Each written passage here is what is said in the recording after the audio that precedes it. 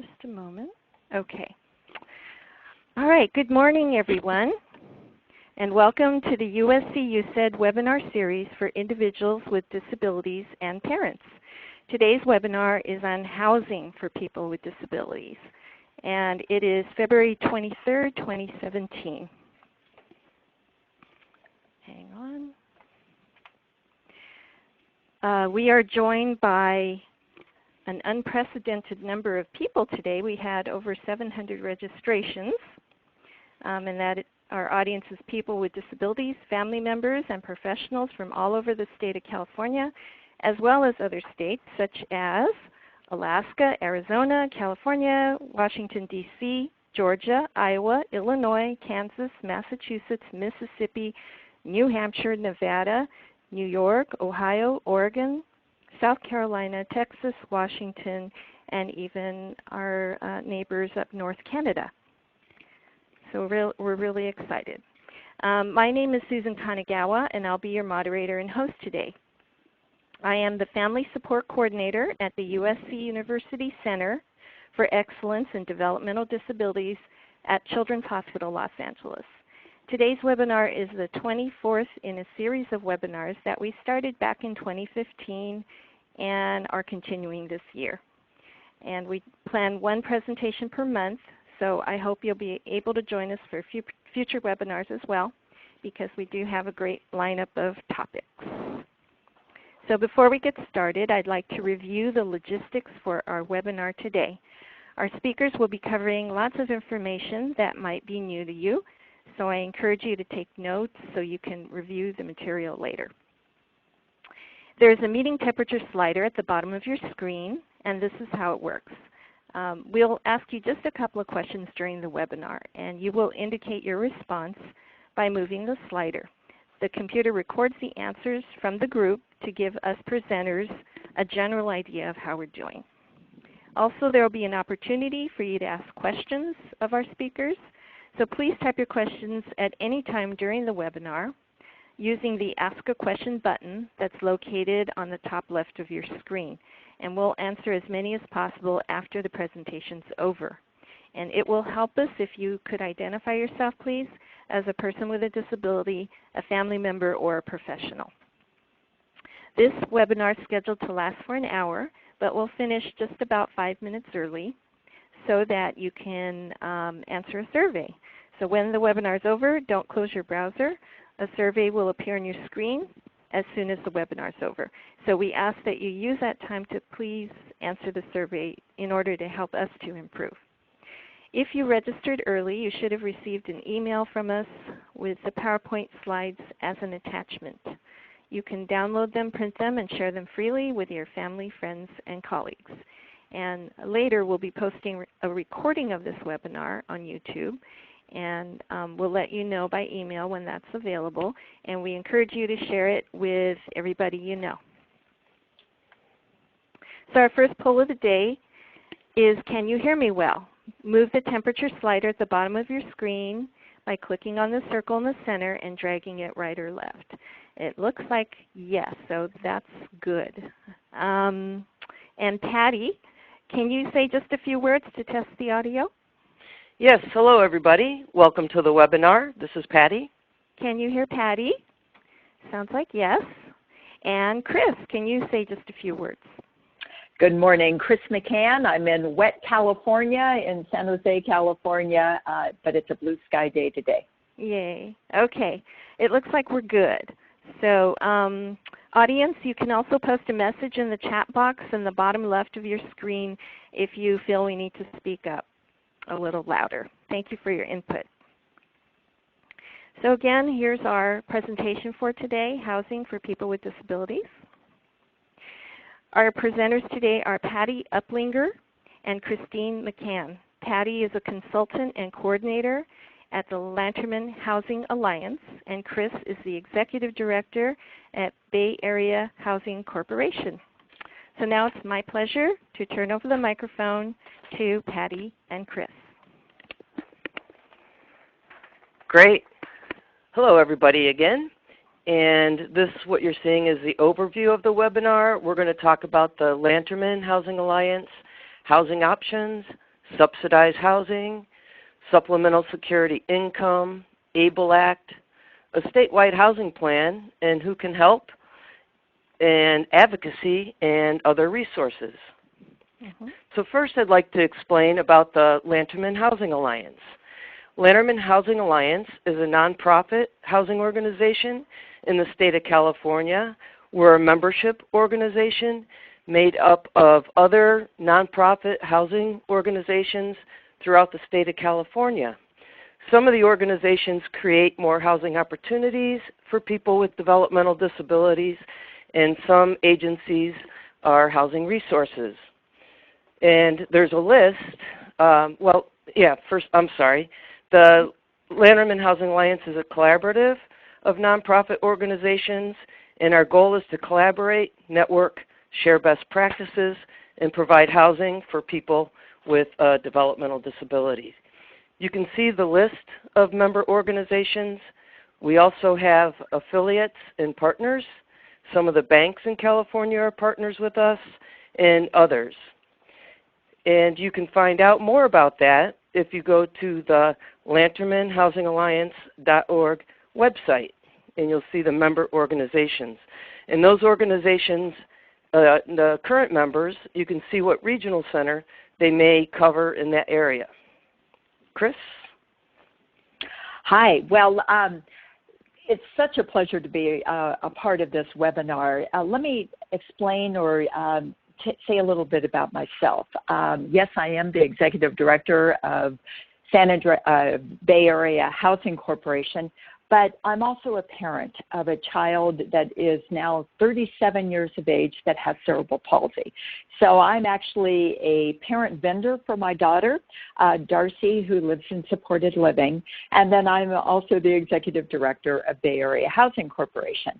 And what we're going to do today is talk about housing. And I think if you are a parent, or if you're a person needing housing, or if you're that professional out there, we all realize, at least in the state of California, and I'm amazed how many other people are out there throughout the United States on this webinar, but in California, housing is unbelievable. I mean, the prices out here, and I'm in the Bay Area, San Francisco Bay Area, and the prices are amazingly high. So what we're going to be doing today is talking about you need to know as much as you can know about ways to find housing. And as parents, you also need to know that don't necessarily expect that somebody is going to provide housing for your child. And the more you know about it, the more resources and the connections you can make, the better. So there's some wonderful, the regional centers are there to serve and all of this, but I'm just beginning that housing, as we all know, is a basic need that everybody needs. And the more that a person can live in a home where they feel it works for them, how wonderful, so they can live the rest of their life. And so it really is health and safety, it's health, it's quality of life, it's being near employment, if that's a possibility, it's all of that. So housing is important. So we're going to be talking a little bit about housing options. So if you are a client of the Regional Center, and when I asked Susan, Patty and I asked Susan, many of you are familiar with the Regional Center. In the state of California, we are so lucky to have the Lanterman Act, which is an entitlement that basically gives services to people with intellectual developmental disabilities in the state of California if you qualify. And you need to go through that intake process and be able to do that. There's 21 regional centers, state of California. So the first thing I would say that if you are a person that is lucky enough, and I mean that with all of my heart, because the services that you get through the regional center are tremendous. The very first thing you should be talking about if you are a client is an IPP, and that is an individual program plan. And what I would do if I were you is to make sure that housing is a part of that IPP. And if your service provider and your case manager at the regional center is not necessarily as familiar with that, the list that Patty went over a little bit before, you can contact us and we can certainly give you some assistance and maybe some things to say. I wanted to say something very quickly. When my daughter was 18 years of age, she is a pretty high-functioning individual with cerebral palsy, and she wanted to go to college. And she, we're in the Bay Area, and she wanted to be down in Santa Barbara. So she wanted to go to UC Santa Barbara or Santa Barbara City College. And we were thinking, well, how in the world are we going to do that? She is an individual who basically needs assistance. She can't even roll over in her bed without assistance. So I had never heard of the word supported living ever. And I'm sort of involved in the community and all of this, but I wasn't part of the jargon. I didn't know that jargon, but somebody told me the word supported living. So when I was in with our regional center and the case manager, I said, I've heard about this thing called supported living. And it's like I said that word, and it's all of a sudden the curtain opened, and behind it was the Wizard of Oz, and all of a sudden I had all kinds of new possibilities in front of us. And my daughter was able to go down to Tri-Counties Regional Center, live in a dorm at UC Santa Barbara, and have supported living down there. But if you don't know what words to say and the possibilities, and know that the Regional Center there is really there to support you, but you need to know what kind of things that you can perhaps ask for and to be a partner in. So make sure that your IPP includes housing in some way. Self-determination, the biggest thing that is really coming, at least in our area, is self-determination, where a person is able to take responsibility for the kind of services that they are wanting and what they are choosing. Lots of pilots going on now in the state of California around this, but soon everybody is going to be moving in much more where the client and the loved one around there will have a very large role in helping to determine what kind of services are really important to that individual. So know that word. The Center for Medicaid Services, lots of things going on. And if you hear of CMS, and there's some links at the end of this presentation, there's been all kinds of fear of, what CMS is going to do and what it is. And it's basically, if I were to boil it down into a nutshell, is that I think it's a good thing. I mean, I think people were really afraid that it was going to have more restrictions than possibilities. And the way I'm interpreting it, and I believe the state of California and people are moving into this whole thing about CMS, is that people are to live in the least restrictive area or home they possibly can. And then there was sort of the fear is like, well, what happens if I want to live with a lot of other people? Is that maybe not as integrated into the community? So there's a lot of rules, there's a lot of regulations, there's a lot of, some final rules are just coming out in the state of California. It's still a little bit nebulous, but it's getting clearer. But long story short, where the individual wants to live in the least restrictive area, as integrated into the community as he or she can be.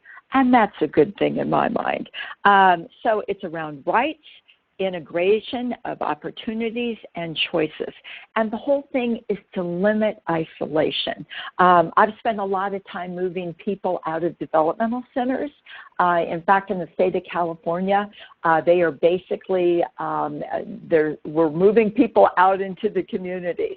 And the trick of that is, as we're closing those institutions and we're moving people into the community, that we're not creating more isolation in the community. So full integration as much as possible is really the key to be looking at. So it's the whole thing around integration into the community versus segregation. And that's really important as you're thinking that. So that's just a broad brushstroke, but contact your local regional center and have a relationship with them. They have been nothing but wonderful for, in my personal situation, to work with, and they are there really to support. So I'm lucky that I live in the state of California. That's all I got to say. As far as some of the housing trends, as I mentioned, there's been a lot of movement about congregation of people that have intellectual and developmental disabilities, moving people out of congregated settings into the least restricted area that they can possibly be. You would be amazed at what we were able to do when we were moving people out of, this was Agnews Developmental Center, and now we're working with Sonoma Developmental Center. The people that had lived forever in these institutional settings, and there was a lot of resistance about individuals moving into the communities from the parents, a lot of people. But they are in the community and they are thriving with the right supports, with the right housing and all of that. So I've seen some amazing people that are living and thriving in the community with amazing supports in the community. So the trend is moving from the state institutions, and then a lot of we always have that image of group homes, and there are group homes and there are group homes. And what I'm saying out there is that all group homes are not created equal. We currently own 40 homes that we own and we provide the property management for. And our homes, when you walk into our homes, I mean, everybody just goes, oh my goodness, this is someplace different. And so there's group homes, and by that I'm meaning that there's care given in our homes 24/7. Not all group homes are like that, but group homes are not necessarily bad, and they can be great because they provide the socialization that some people with developmental disabilities, intellectual developmental disabilities may want and have. But it's all around the quality of the people providing the services as well as that housing. Oh, you have been trying to reconnect. Oh, that's interesting. Susan? Oh, that's interesting. Okay, I'm going to keep on going with my other, I can move to my other thing right at this moment. Hold on. Patty, are you still seeing? I'm here. Yep, I'm good. Okay. Okay, I'm not sure why I'm not sure why I went away, but that's quite all right. I'll just open up the other one and I'll keep on going. There I am. You can use your hard copy to speak. I've got my hard copy. We're on. So the other thing is the housing controlled by the individual. The trend that I'm seeing is that people are moving from group or provider, state institutional controlled housing. There is provider-controlled housing, and the trend that I'm seeing happening are individuals controlling their housing. And it's even with CMS, Center for Medicare and Medicaid Waiver, and the services there, everybody is moving to the individual with the intellectual and developmental disability would have their own lease to a home. And be able to be on the lease so that they're not kicked out. And that's sort of the trend that I'm seeing. So housing controlled by the individual, either living in your own apartment or with a roommate, co-housing, and that a lot of families are also starting to band together and creating their own opportunities out there. And we'll talk a little bit more about that as time goes on. And the concept to remember is health and housing are definitely related. So the more stable the housing, probably the healthier the individual. Great. So to build on what Chris was talking about as far as CMS, the Center for Medicaid Services. That's the Home and Community-Based Services final rule. You can find additional information at the dds.ca.gov website. They have a flyer out that kind of covers some of that final rule if you're interested in that. So I'm going to talk about build on some of those housing options that we have in California. And there's a continuum. So as Chris mentioned, we have the developmental centers that we are closing down.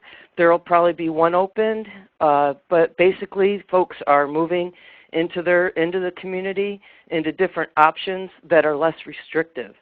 Then there's a skilled nursing facility that people may need, and that is Medi-Cal funded, and they provide services for people that have intensive medical needs. Typically about 6 people live in that kind of a situation. And then intermediate care facilities. Those can be for people with intensive behavior needs and nursing needs.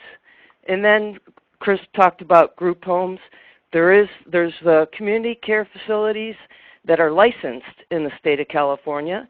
Typically 4 people live in those homes, and it's run by a residential service provider. And there are different levels. They're staffed on different needs for the person. And then we have Family Home Agency, which I didn't put on this slide, but that's a model where 1 or 2 people with a developmental disability live in a house with a family. Excuse me. And then there's also like co-housing, renting a room, or room and board, and shared housing. So some of that, like Chris mentioned, is about with our regional center here, a person can get ILS, which is independent living services, and supported living services. So if you're interested in that, to live in your own apartment, maybe share it with someone else, you can have an assessment done. You talk to your regional center, and they will do an assessment. An agency will come and do an assessment and determine how many hours of help you need. For independent living, it's up to 35 hours a month. And for supported living, it's 24 hours a day, 7 days a week. Excuse me. You okay, Patty? Yeah, I'm okay. Sorry about that. I just need to take a deep breath. So with supported living, there's 5 principles of community living, and that's where someone has a home of their own, and it's a choice and self-directed. They have relationships with people in the community, family, friends, neighbors, and they're actually an active member of their community. Like Chris mentioned, her daughter, and she goes to college, and she does many other things as an advocate. And someone in supported living can have flexible, tailored services and supports. So if you're interested in that, you would contact your case manager at the regional center for more information. Chris? I also heard from Cassie down there that ILS and supported living sometimes can vary from regional center to regional center. So we're talking some broad strokes here because there are some regional centers that have different sort of looks at those two different types of services. So I would just say we're painting a very broad brush of all of these services. And again, the regional center in your area is the best place to have a look. And if you don't know what I'm talking about, we're talking about when we're talking about the regional centers. At the end of this presentation also is a link to the Department of Developmental Services, DDS, for the state agency, and then it talks about the regional centers. And then you could find out the location of what's appropriate for you. And again, if you're not a regional center client and you would like to go through that intake process, you would contact them directly. One of the other areas that families are really looking at is what happens if I have my own home and I would like my son or daughter to be able to live in that home and to be able to provide services. And that is something that we're starting to get a lot more requests for individuals saying, I like that scenario. How do I make it work tax-wise? How do I make sure that my son can live there in perpetuity? How do I make sure that there's enough money there to be able to ensure that takes place? And that is a program that currently our Lanterman Housing Alliance is trying to unwind that legal conundrum of how to do it and what to do with it. And so stay tuned on that. We should have more information coming out on that. That's our legacy program.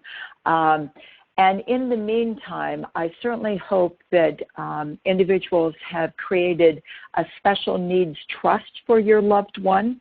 And that is a great way in order to have assets that you might be. This is so complicated. I tell you, trying to do this in 40 minutes is like, holy moly. I mean, I've been doing housing for 20 plus years, and I am still learning the ins and outs of it. But I guess what I want to convey to you is that there's a lot of resources out there. There's a lot of possibilities out there, and there's a lot of people out there that would be willing to answer questions. And some of the best people that I know, even in the family resource centers, and what other people have done. So just know that if you're donating a home and your child is going to live in it, be careful if some agency basically says to you, hey, give it to us and then you can get a tax write-off on it and your child will live into it forever.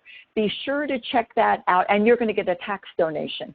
Be sure to check that out because there's some real legalese about what you can write off and not write off if your child is going to benefit from it. So all I'm saying is beware. But it's a great model. It's a wonderful model if you happen to have a home or want to set up something that your child can live in, because that's, as a mom, that is my greatest fear. I'm 60 plus years of age, and I'm thinking, okay, what's going to happen to me, my daughter, when I'm gone? Even though I've got a special needs trust, she's got a good place to live, I want that peace of mind to make sure things are taken care of.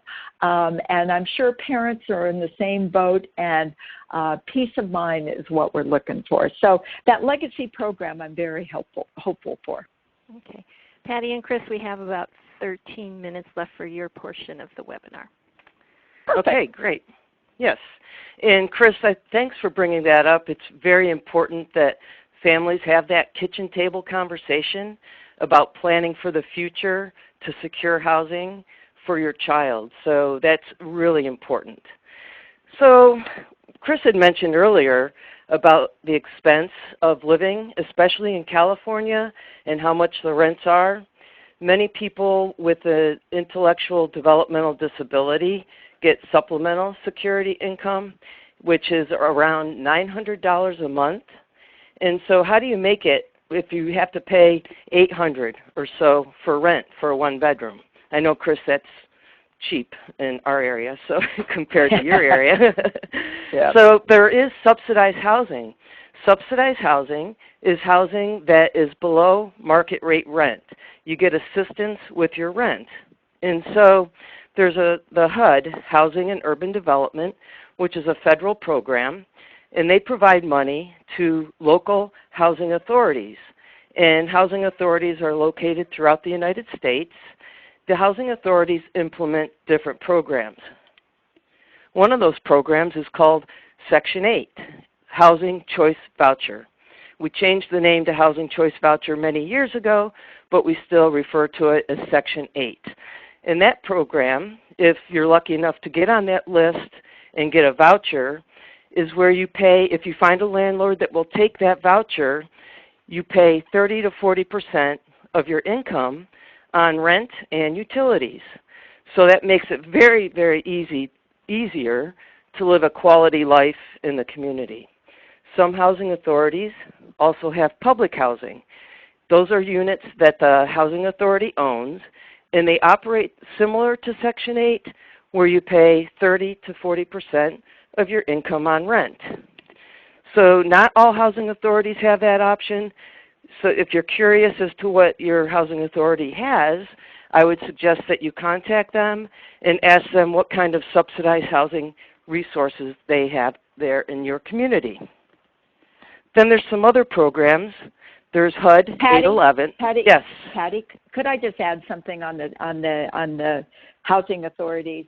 Yes. Make sure you find out if their list ever comes available. I know in Santa Clara County, the list is just, the amount of people on that list is huge. And you only get a very short window of time to get on this list.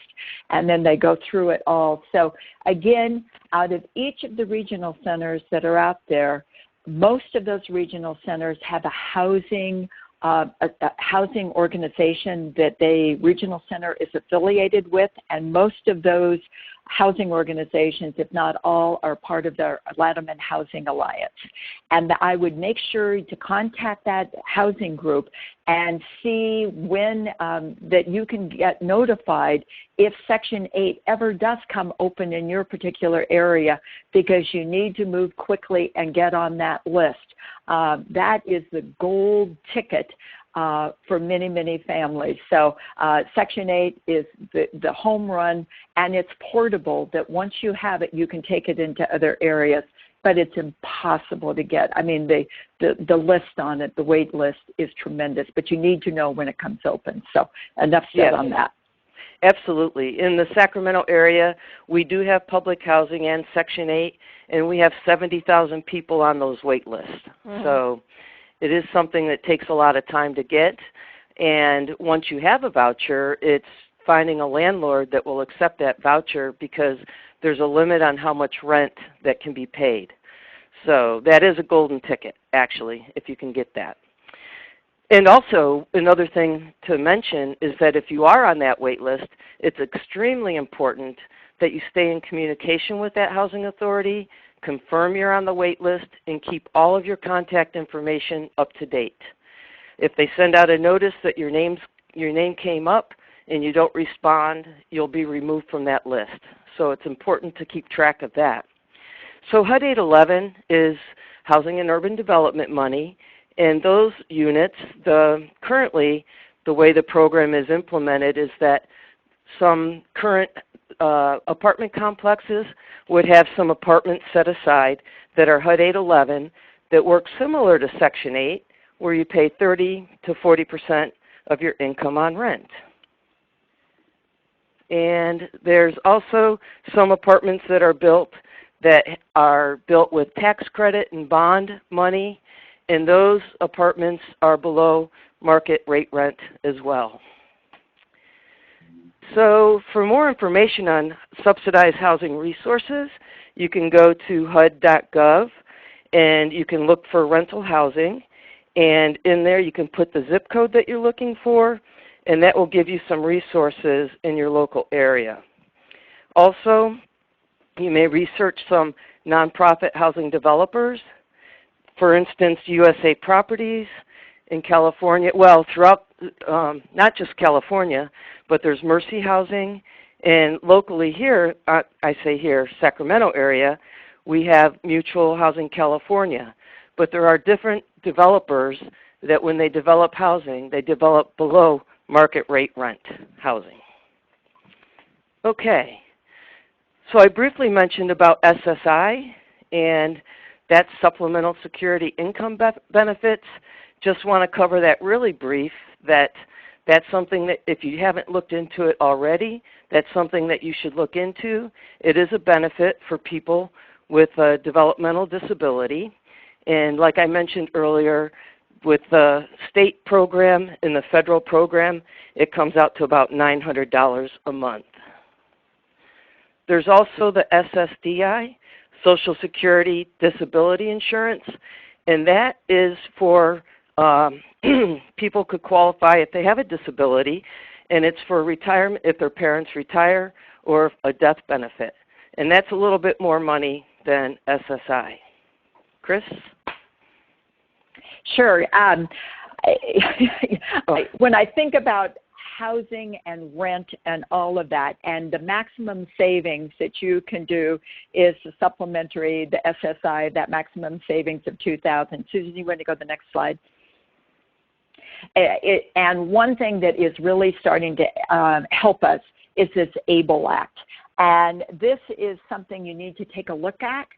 This is just coming into being right now. The state of California is working on this right now, and it will allow a person with an intellectual developmental disability or disability to be able to save money. What a novel idea. I mean, before you could only have $2,000 and be able to play the game as far as keeping your bank account under $2,000. Under this ABLE Act, you're able to save up to $100,000 without it impacting necessarily your benefits. Definitely your benefits as far as receiving services for the regional center, and they are working out some of the other type of benefits that you receive. Right now, the state of Ohio has one active. My daughter and I, I feel like I'm the tag team. My daughter is registered with that, and we're just exploring that. Tennessee has one, but California is going to have one. And if you go to this website that is listed up there, you can find out all the information about it.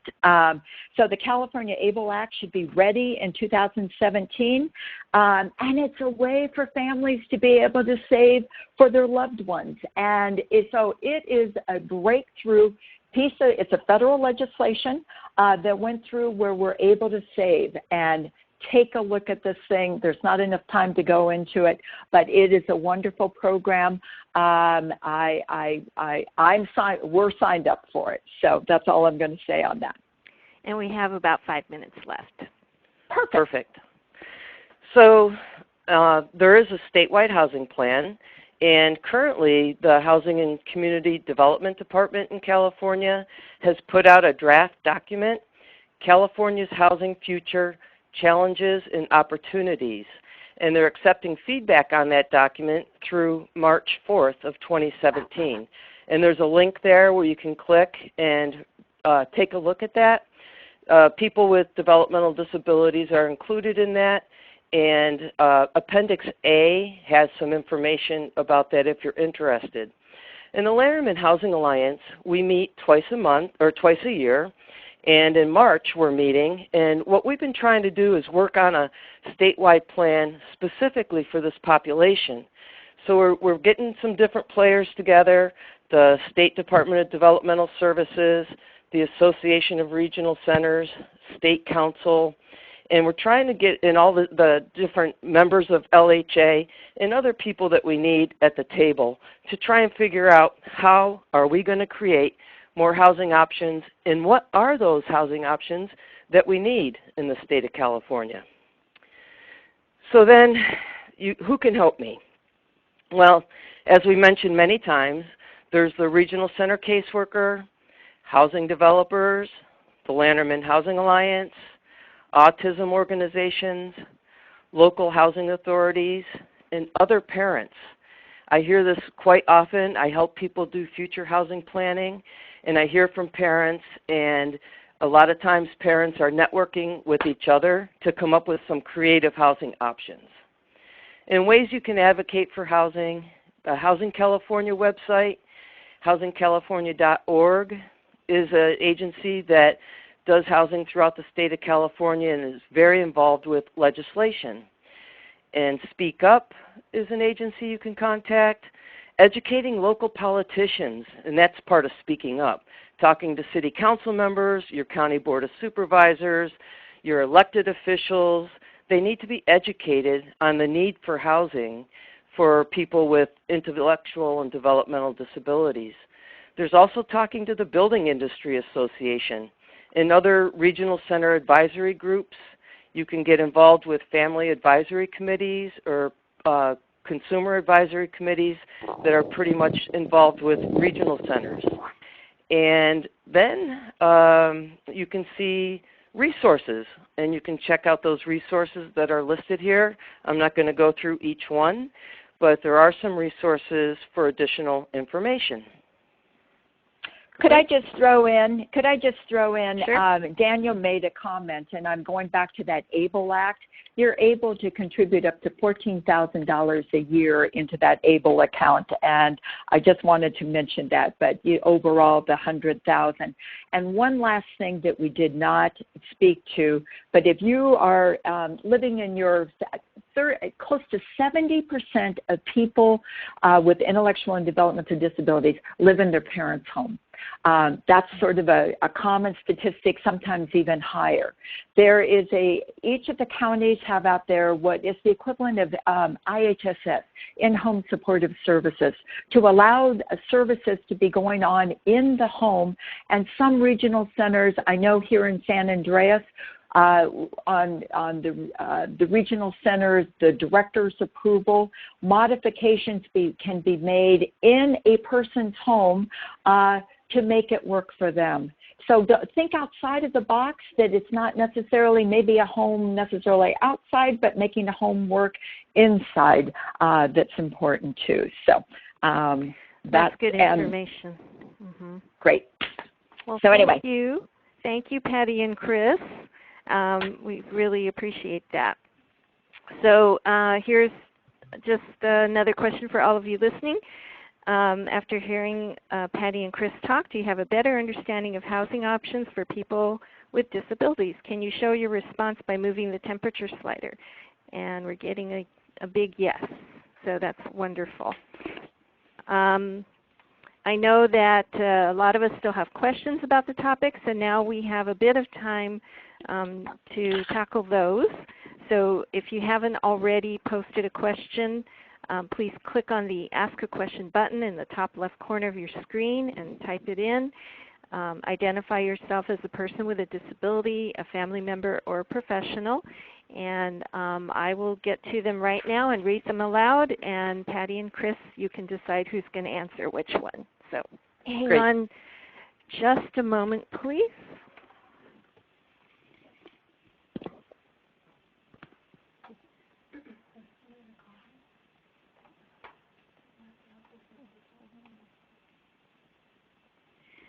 Well, this is a parent commenting more than asking a question, but maybe it's a good information for people who don't know. My 24-year-old son is living in an adult family home. It is less restrictive than a group home and a little more restrictive than an apartment with services. And they live in Orange County, California. So that's I love that model. That's a family home agency. Yeah, I love that model. It's a wonderful one to look at. Good. For the right, yeah, I love it. Okay, we have someone asking about SSI rules regarding clients living in their own house once the parents have passed, for example. Is it considered an asset? So someone on SSI can actually still receive the benefits. They can own a home and one car. And so that will not affect their benefits. Okay. Thank you. How is HUD's Section 8 treating funds and disbursements from an ABLE account? Do you know about that?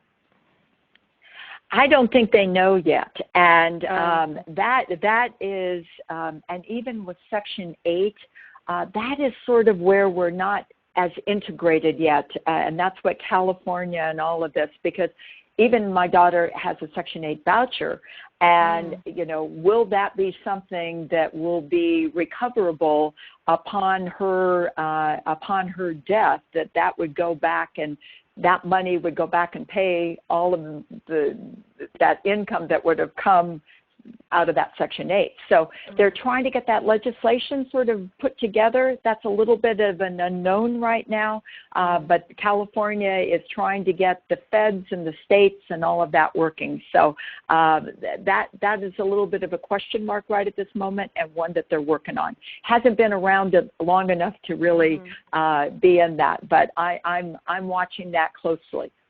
If they look at the ABLE Act website for the state of California, CalABLE, will that likely have some helpful information as it the comes up? topic will be there, and that's what they're. That has been noted that that's an issue, and they are trying to get that between the feds, and there's been a lot of. It's been a pretty up and down year, but that is something that they note.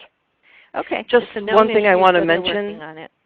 Susan, is that if someone does have SSI and they do not have subsidized housing, help with rental, and they use their ABLE Act, their ABLE account money to help them supplement their rent, that supplement for rent is not supposed to affect their SSI or other benefits that they have, like Medicaid, Medi-Cal. Right.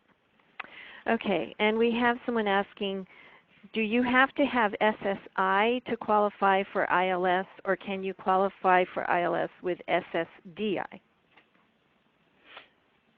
Yeah, you can qualify for ILS if you're a client of the regional center in the state of California. Regardless of your income source. Got it.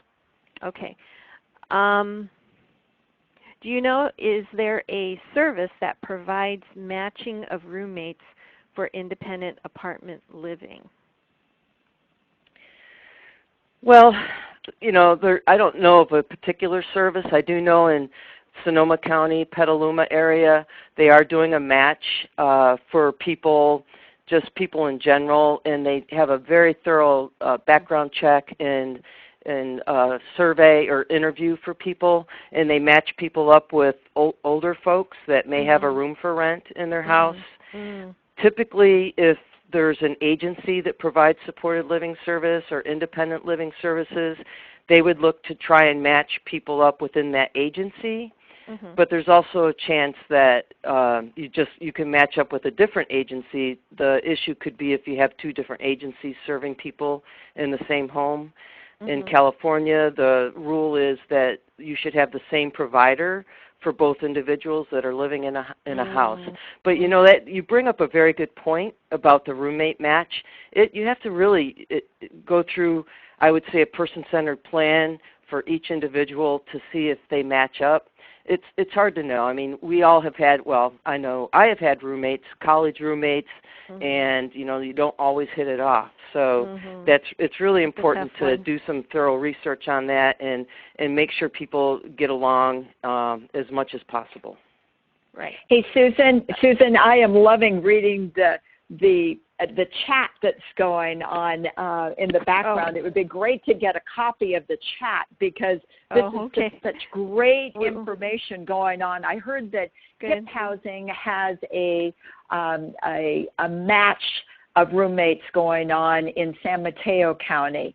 And again, the different housing groups out there that are referenced up above would be a good resource to at least begin with to see if they do. And again, talk to your service provider, your case manager at the regional center, and because but it's tough. I mean, roommates, as we all know, are a tough thing, but it is that shared housing, co-housing is the way things are moving so much.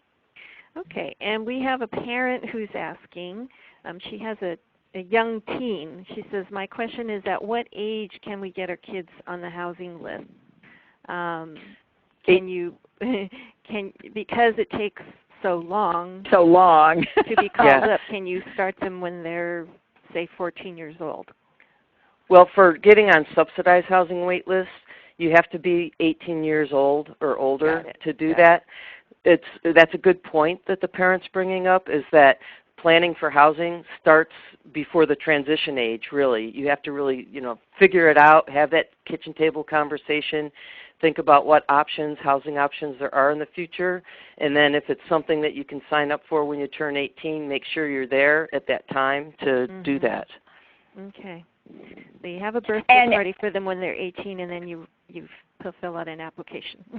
If the wait lists are open. And the one thing I would say about that, too, is that speaking as a mom, there were certain things that I worried about at certain times. When it first was more the physical the school and all of that. In the teenage years is the perfect time to start thinking about housing. And the reason why so many individuals stay with their families for so long is because, first of all, there's not a place to go. Second of all, I mean, wanting to keep that individual close, and that's a wonderful thing if you can do it, but also realizing the independence that perhaps as time goes on needs to be there as well. So start thinking about it early. Okay. Next question is, I am the parent of a 19-year-old adult with a disability. Are there special home loans that I could qualify for to buy a home for my son eventually? I get asked that question, and I don't know of any resources for individual family homes.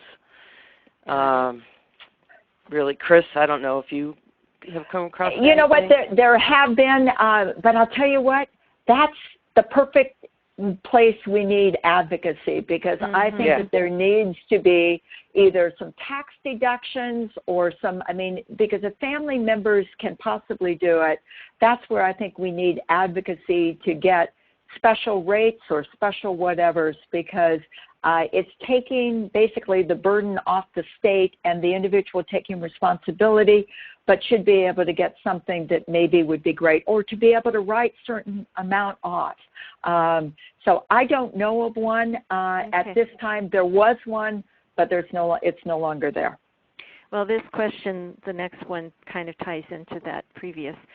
I am a person with a disability and a professional. Do you have suggestions as to specific legislative policies that we can support regarding housing as new CMS rules for integrated services come into effect?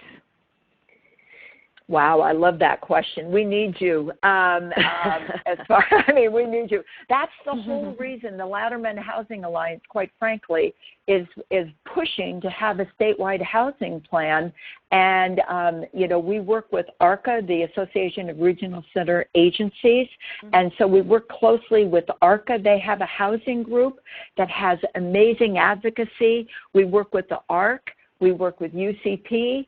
And that is an area that I think we really need to focus on. So whoever that person was, contact Patty or any of us, and we go to policy meetings all the time, and we need help on that area. And there is legislation that's coming out. So Housing California can, if you go to their website, they have some legislation that they're backing, and you can get more information there. Okay. Let's see. Are there affordable and independent housing options for people with SSI only, other than HUD and affordable housing developments?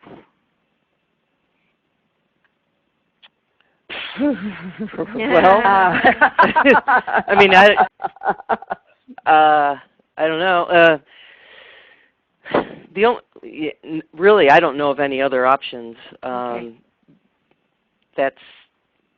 I've been doing this quite some time, and those are what we covered. Bottom line, we need more housing, and we need more housing. Advocacy in your local communities, going to city council meetings, making sure that there's preferences for people with disabilities that are in the housing plans, the housing elements, all of that. So there's more money there. Okay. We have someone asking, you mentioned about nonprofit developers building housing. Have you found any for-profit developers who are developing housing for people with disabilities at affordable levels? Yeah. Yeah. Believe it or not, great. These for-profit providers, there's a financial incentive for them to have so many of their units. In fact, they're required to have so many units that would be for low income. So most of the new developments that are going in there, depending on the city, the county, the whatever, have a certain ratio that are set aside. For example, a while ago, many years ago, I did a property in Santa Clara County, and the developer on this particular property was 450 units. We got 90 units permanently set aside for low income, and out of that 90, we got 23 permanently set aside for people with intellectual and developmental disabilities. And why did they do that? Because the city of Santa Clara gave them more tax benefits by having that low income requirement there. And we, as being advocates and parents and whatever, went to the city council meetings and said what good people these were, and they were able to get their project approved. So yes, I work with for-profit providers, nonprofit providers. I work with anybody that we can. And here's one last thing. I go in there and I make friends. I don't go in there and pound on the table saying we have to, we should, all of this. I go make partnerships. I want to show them it's a win-win situation for them to want to partner with us and do this, because if you go into our homes are nicer looking than almost market homes out there. So we're developing quality, affordable options out there. Cool.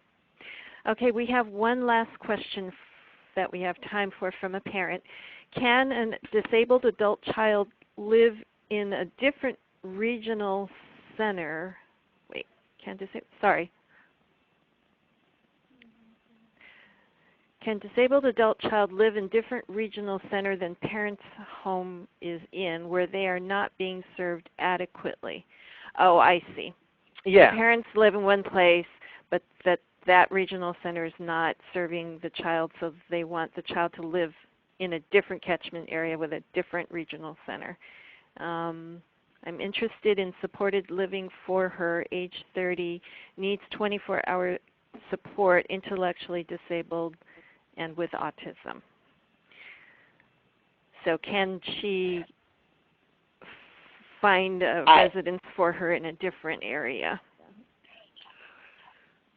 I would say yes. Yeah, you can live wherever you want in the state of California, and then if you're with one particular regional center, when you move to a different regional center area, then after your case is stable, then that regional center would take over your case. That's my understanding.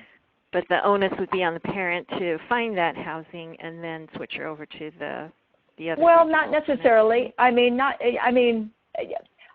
Again, it's through your IPP, and it's also talking with maybe some housing groups that are in that other area as well. So, for example, when my daughter went to school down in Santa Barbara, we had both San Andreas Regional Center and Tri-Counties did co-case management of her because she was gone and then she came back. But and if you have any challenges on that, call up to, I won't say it. I was going to say DDS is always a good resource if you're not getting the type of services that you need from the specific regional center.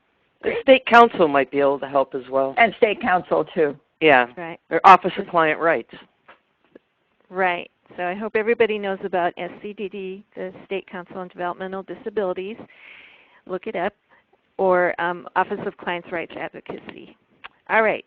Well, thank you, Patty and Chris, for the great discussion. Thanks to all of you who attended for your participation and your great questions.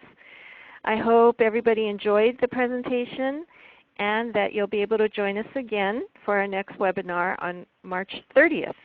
The topic is going to be conservatorship, what people with disabilities and families need to know. And we're excited to announce that this webinar will be our first ever presented in Spanish. Previously, we've only done them in English. So please let your Spanish-speaking friends and colleagues know about it. We would really appreciate your help in spreading the word. This concludes our meeting today. So as promised, we're finishing just a little bit early to leave time for the evaluation survey. Leave your browser open and a survey will appear on your screen. Know that the agency that enables us to bring these webinars to you actually requires that we do these surveys. So we really appreciate it when you respond. And we do read your responses, and we do try to use the information that you provide to us. So thank you, everybody. Thank you, Patty and Chris. We'll see you again. Thank you. All right. Thank you. Bye. Thank